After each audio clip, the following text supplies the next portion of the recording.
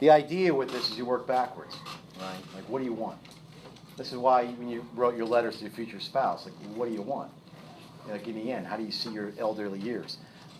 Most of you, I mean, everybody, obviously, I'll take care of you, I'll be with you forever, and that's good. I'm not quite sure you know what that entails. You know, it entails probably things you're not going to feel very comfortable with. Cleaning to the person, changing them, changing their diapers. But nonetheless, that's good. I had my own experience, right? I tell you a little neighborhood I grew up in. My buddy Alex, his grandparents, Giordano's, you know, they had their hospital beds when they were old in the house. People, you always had 2 or 3 generations in the house. I remember, like, my one buddy, Nicky Montecalvo, you go there to visit him, and his grandfather would be laying there in a hospital bed in the parlor with a TV and everything. That's just, you know, you accommodated them. So this couple, Joe Jordan and Virginia, were married 76 years. He was 100 years old and she was 93. And when I went to visit them, and I never knew anybody who was married that long. As a matter of fact, I still don't know anybody who was married longer. The road between their 2 beds wasn't as wide as the distance between their desks. And the entire time I was there, they were holding each other's hand. And they died 2 weeks apart of natural causes. And I remember being, you know, 15 years old, thinking, that's what I want. You know, how do I get that? You know, that's what I want. By the way, I tell that story when I teach engaged couples, and I was at Alvernia. Sometimes I teach at the college there doing this, and one of the daughters came up. I didn't say the names, so she goes, those are my great-grandparents. I said, who were? She says, the Jordans. She goes, you talking about Virginia and Joe? I said, yes. I didn't. I mean, it was the only time it was interesting. Okay, so anyway, now let's pretend that we could do this with you. Not cosmetically make you look older. Let's pretend that we really had the ability, whoever it is you're going to marry, that we can project you guys into your old bodies, and now you're married 76 years. And, no jokes. And what happens then? Let's pretend that, you know, you can't believe it. But we step in and say, well, no, just hold on. Actually, you got divorced 38 years ago. You know, you might start thinking like the Christmas Carol, you know, is the ghosts are visiting you. Are these things that must be, or these things that could be, right? We say, no, the things that could be. Well, what happened? Well, you know, you were climbing in your career, you took a promotion. Again, nothing wrong with any of these things, right? There's nothing wrong with any of these things. There are always choices. You took a promotion, it really took you away from the family. You were making $30-some thousand more a year, and that went up. And you thought you had a nice legacy for your kids, but, you know, and then a few other things happened. Can I not do that? Yeah. I mean, okay, you know, you're magically made this age, you know what's going to happen. Now go back. Now, if that moment comes up, when your boss comes over and says, hey, I want to talk to you. I've really been looking at you and thinking of, you know, I'd like you to do this for our company. I'll be sending you here. You probably would reach across the desk and say, thank you for thinking that much of me, but I'm good. I'm not going to ask this twice. No, really, I appreciate it, but I understand that. I'm good. You would figure out whatever, you would want to know what were the things that caused problems between us, and then you would make sure you never did them, right? Now, why don't we do that up front? See, if I'm talking to if I'm out Vernie, I have a huge group, might be 30, 40 couples. I'm like, look, if we had a 10-year anniversary of engagement, classes, at least 15 of your couples would be divorced by then. That's tragic, and to be honest, it makes you sick. Because it's usually stupid stuff, and it's always money, or something to that effect. All right? So what can we do different? Okay, the Catholic Church, I've said it before, I believe is an expert on the human person. I know people are cynical about that, and I'm not going to sit here and try to defend the statistic. But if you follow what the Catholic Church teaches, your divorce rate is roughly 4%. 4%. Why would nobody want to choose that? Because we're terrible lovers. We're not good at loving people. We're selfish. We think it looks good. We don't want to be admitted, this is what I want, or we don't want to admit that I'm having pleasure at your expense. And this is why we have the problem we're in. So I've always said, to the couples, if we have 30 couples here, and if these 30 couples never, ever get divorced, don't tell me that's not going to create a revolution. Just 30 couples. And can you imagine if your kids never did that, right? So that's the seriousness that I approach this with. Okay. So I spoke to you about the advent of the pill in 1960, and I said it's a game changer. Now I want to tell you from a secular point of view how does it affect things. These are not Catholics, all right? They're not interested in what the church teaches about being made in the image of God. This particular guy is, and I've underlined the stuff that you probably should know. Again, don't be a stenographer trying to get down everything. Just get to some of what I'm saying. Lionel Tiger is the Charles Darwin Professor of Anthropology at Rutgers University. That doesn't make him correct. Okay? Just because people have letters in front of or after the name doesn't make them correct. But here's where I want to start with this. We probably have, I'm just going to venture a guess, that 90% of the girls in this high school are on contraception. That's roughly what is probably going to be outside, at least during the sexually active years. Are we willing to say that has no effect on relationships? Are we willing to say that? No effect. Zero. All right? I don't know how you can say that. This is something that weighs in. You at least got to think about it. All right? So what Lionel Tiger did, and this, by the way, is a book review. He wrote the book, The Decline of Males. And interestingly enough, the man who's doing this book review is Dr. Carl Broughton. He's a Lutheran minister that I've actually had a conversation with because he is a renowned scholar who accepts and tries to push natural law for his congregation. DLC, he doesn't embrace it. He does. And I didn't know that until I just happened to scroll down to one this morning. I never looked to see who were the other people on this. Anyway, get his argument. It's a little nuanced, okay, but get his argument. He says prior to the 1960s, before the pill became available, right, that's when it started in 1960, he said both men and women had equal awareness of what a sexual encounter would result in pregnancy. Okay, the statistics are this. If you're on no contraception and you're sexually active, within a year, 85% would be pregnant. What is the group? 85 out of 100 would be pregnant, okay? Okay, so when I was growing up or earlier, people knew if you have sex, she has a chance you can get pregnant, all right? That's kind of off the table. You know, you're on a pill, right? Yeah, okay, well then you don't worry about it. That's done. The pill's pretty effective. It does well what it's supposed to do. He says then what happened though is before the pill, men were willing to take responsibility for what he calls their premarital misbehavior. Now, there's probably many reasons. He lists one here that there were 30 to 50% pregnant brides. So premarital sex is nothing new, right? But you might have heard the term or seen it in movies. Hey, if she gets pregnant, you better do the right thing. Right? Do the right thing was stand up for her. That's your kid. Take care of her and the kid. All right? That's kind of gone. He says what happened was contraceptive technologies empower women to control their own destinies. Okay, that's a good thing. Okay, now he's not coming at this from a Catholic point of view. He's saying it has really allowed the woman to have some control over what's in front of her. Okay, but there's always side effects to both drugs and choices in life. All right, gotta scroll down a little bit. He said what has happened was it sort of deflated the man's role and power and function in the act. In other words, he says they tended to one of the side effects that they see as an anthropologist that he doesn't connect his responsibility to the child anymore. What do you mean you got pregnant? It's like you're on a pill, right? So what you see is the rise of fatherless homes, all right?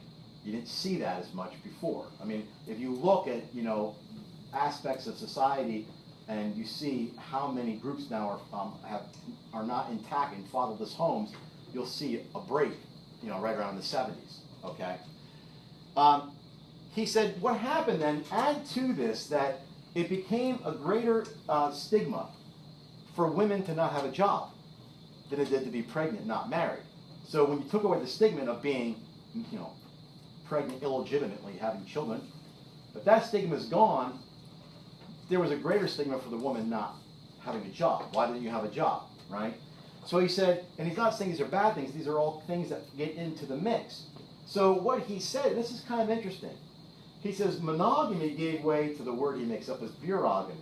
In other words, if the woman has a child and there's no father involved, and she's going to work, Well, what happens to the kid? And he says, basically the government's bureaucracy has stepped in where the father's role was. So we're now talking about, state, our aid from welfare and such. Now, interestingly enough, you'll see, I'm going to talk real soon here about other primates, chimpanzees, because he's an evolutionary scholar. So the difference between a chimpanzee and a human for him is not being made in God's image, it's 4% genetics, right? So he says, and I don't know if it's here, but he says, interestingly enough, you don't see this anywhere else in the mammalian world. He says, with chimpanzees, you do not find some chimpanzees taking care of other female chimpanzees' offspring while they go off and hunt, gather, or do whatever they do. He says, this is unique to humans, and it's kind of unique to introduction of the pill, all right? That's interesting. So bureogamy gives way to the single woman, and her child goes to the welfare state bureaucracy. So, I mean, by the way, you have 2 children, you're probably talking $20,000 plus in daycare, So your job's going to have to be what? To make, daycare seem feasible, all right? That type of thing.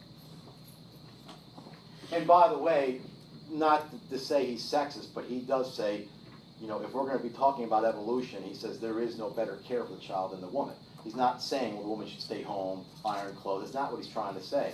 He's just trying to say throughout mammalian world, we do not find males raising children. We find the women. Now, you can take that for what it's worth, all right? Okay.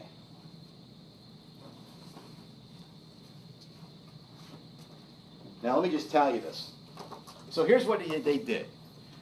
To discover what would be the effect of hormonal contraception on other mammals, they took a male chimpanzee named Austin, and he had 9 women in his harem, and he had sexual intercourse with almost exclusively with 3 of them.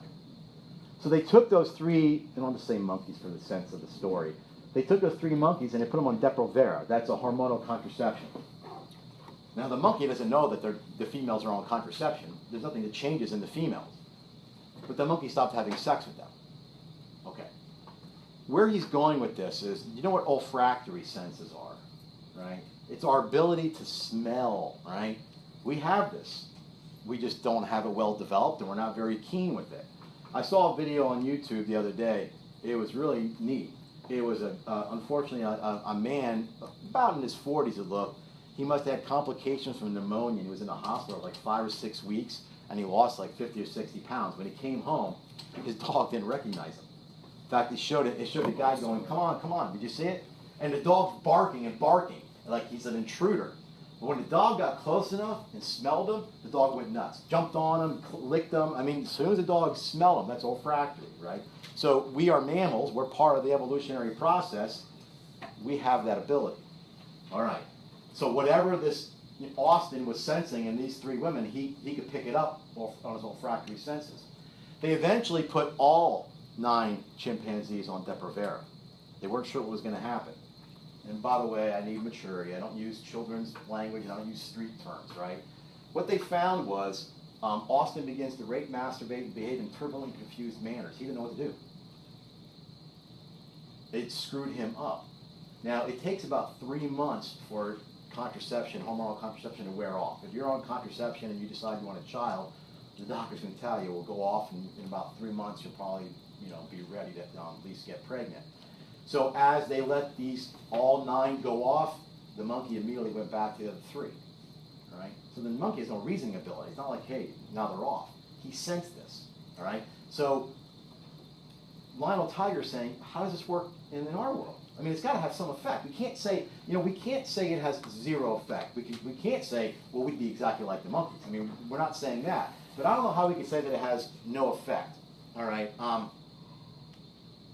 Let me leave it there, and I'll tell you another part of the study. Here's something else they did. They wanted to know, like, how does contraception then affect the woman's ability to sense other things in males, to pick males. So what they did was they took T-shirts and they had men wear the same T-shirt 2 nights to bed. And then they took, and this is why I think some of the other classes found the animation silly, because if you have animations doing this and goofy music playing in the background, it's hard to take the data seriously. But nonetheless, so they took the t-shirts off the men and they laid them out. And they had women come in and they said, we want you to smell these t-shirts and tell us, just by smelling a t-shirt, which man you think you'd be attracted to. In fact, I'm going to skip over the next one before I finish that story, because I think, make sure there's nothing else here. No, all right.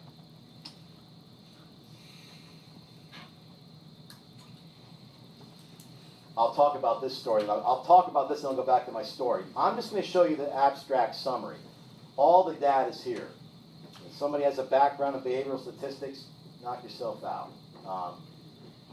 These are the 1, 2, 3, 4, 5 PhDs that did this study. So let me talk about this, then I'll come back to my story with the t-shirts. There is this MHC. It's a major histocompatible complex, genes, right? What these are, and I wrote, this is my addition here because I wanted you to know exactly what they are. They control the immune response and effective resistance against pathogens. So what typically happens is males and females, and by the way, we're not trying to diss any homosexuality, but 2 men and 2 women don't reproduce. So there's no way you can compare this, right? Having children, even IVF or adopting, has nothing to do with this, all right?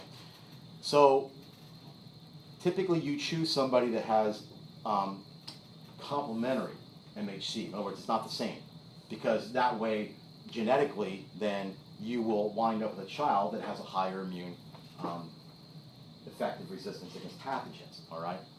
So what they did, and the way they did the study, was they laid the t-shirts out, and then had the women come in that were not contracepting, and they said, just, I know it sounds odd, smell the t-shirts and tell us just by the scent who you'd be attracted to. So the women did that.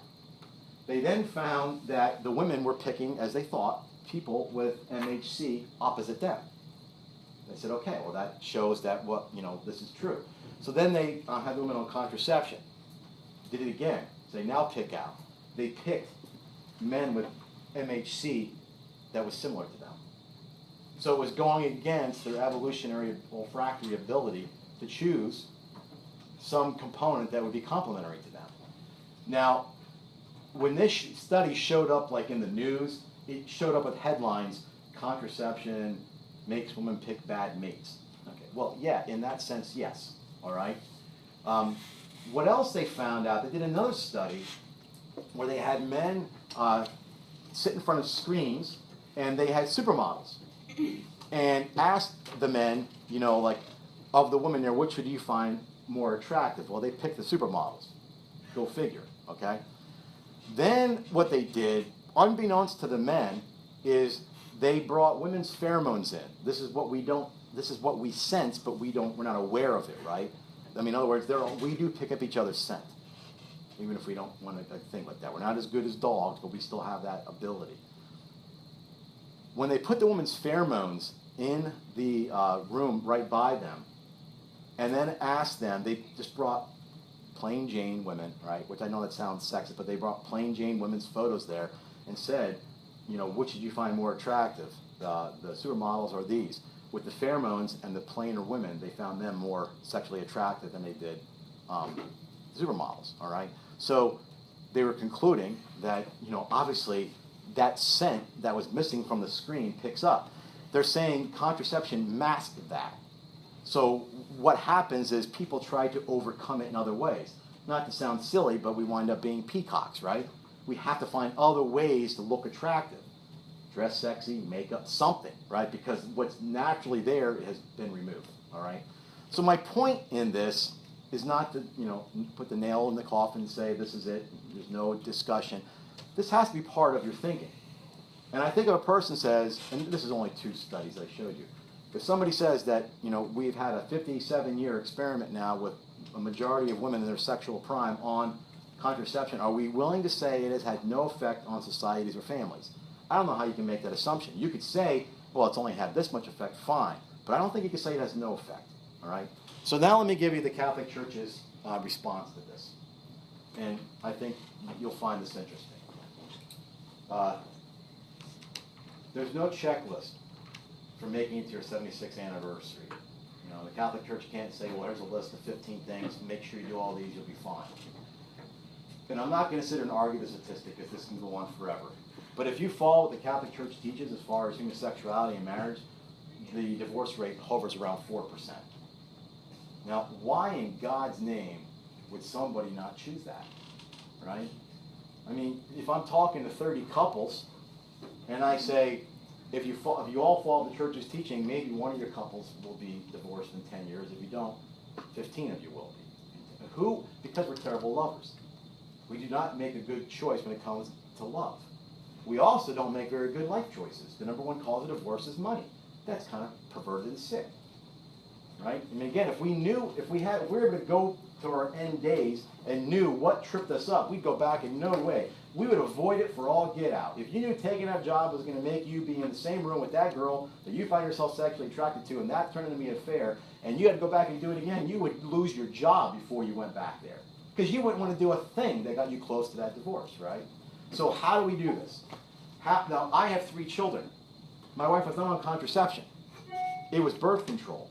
Birth control is not contraception. All contraception is birth control. Not all birth control is contraception. Remember I told you, you're irrational human beings. The Catholic Church almost demands that you use reason. So here's what we're talking about, natural family planning. There are various techniques. There's the Creighton method. That one, typically people go and get certified, right? It's like they go to school for I don't know how long, 8 months or so, and then they could actually almost be professionals that would instruct you. There's the couple-to-couple league. That's free. You can do it online. A professor of philosophy at DeSales University actually does that, and him and his wife would be more than glad to help anybody. So what I'm talking about is, since we live in a world of everything natural and free and effective, why would we not choose this? Well, because it's going to take some effort, but the payoffs are big. Okay, here's how it works. A woman might ovulate 1 or 2 eggs. This depends, right? So her eggs are available 1 to 2 days. Let's just say 2 days to make it simple. Semen can live in the vaginal cavity for up to 7 days. So if a young girl is not on contraception and if she has sex up to 7 days before her ovulation, chance of pregnancy, right? Not guaranteed, but chance of pregnancy. Outside, let's add them together. 7 days of how long the sperm can live in the vaginal cavity, 2 days of the eggs being viable, that's 9 days. Let's put 2 days onto the cushion. Those 11 days are your fertility window. If you are having trouble getting pregnant and you went to an OBGYN or a fertility clinic, the first thing they would do is try to figure out what your cycle was. Now here's the problem. For women, your fertility is internal. You know every month what is going on in your body. You know that. And you know why it's going on. It's a beautiful thing. You're a fertile person. Guys, this is outside of us. It's happening in you, right? What this does, natural family planning is not just a technique. It's a lifestyle. You start out by having a conversation. Is this a good time for us to have a child? If a young girl's struggling with depression, it's not a good time to get pregnant, because you guys know when you get pregnant, your hormones just go haywire. And unless you're under very good care, that's probably not a great time. Let's get things settled out in your life first. Or maybe you don't have insurance yet because you just started your job. These are very good reasons to not have children. You see, though, it's a husband and wife having a discussion. You're talking about this. You're communicating, and the man is already being a dad. He's already thinking in terms of fatherhood. So let's say that you have decided that we're going to avoid those 11 days because right now it's not a good time. Now, when I do this with adults, usually right away they say, what's the difference between that and contraception? Because in both situations, you're not going to have a kid. One is you're avoiding a child for a very serious reason, and contraception is a different object. You guys know object, intention, circumstance, right? So what makes this so great? Here's what makes it so great. If you have decided as a couple, and my wife got this intuitively. She doesn't have any degrees in this stuff. She just knew. Women know this stuff. Guys, we got to learn it and have it pound in our heads. If you have made a decision and now is not a good time for us to have children, and you're sitting together, my wife will tell you, I know he's here for me. And I've told you before, from a guy's standpoint, we don't even know what that means. Yes, I'm here for you. No, no, no. I want you to love me. I do love you. No, no, no. Love me. It takes a while for a guy to get that. During these times, when you have decided you're going to avoid the fertile period, You hold her hand, you have your arm around her, you're giving her a back massage, and everybody is on the same page. You know that's as far as it goes. There's no ulterior motives. There's no worrying that he's going to be sneaky. These become the most intimate times in your marriage. Intimacy is not just sex. So when you hit the age of those people, I don't care how great their sex life was, they are not going to look back and say the best moments we had together were when we were having sex. Never. I've never heard anybody say that. The best moments you have are the moments of intimacy where you two were glued together in other ways. And that's what natural family planning does. The whole time, both people, and there's ways you measure this, temperature, mucus strains. There's ways to do this. He's on your schedule. He knows your schedule. He's brought into your fertility. Do you see how the respect for the woman's body rises? All of a sudden, she's no longer an object. She's part of you. So, any questions? That's in a nutshell, but anyway.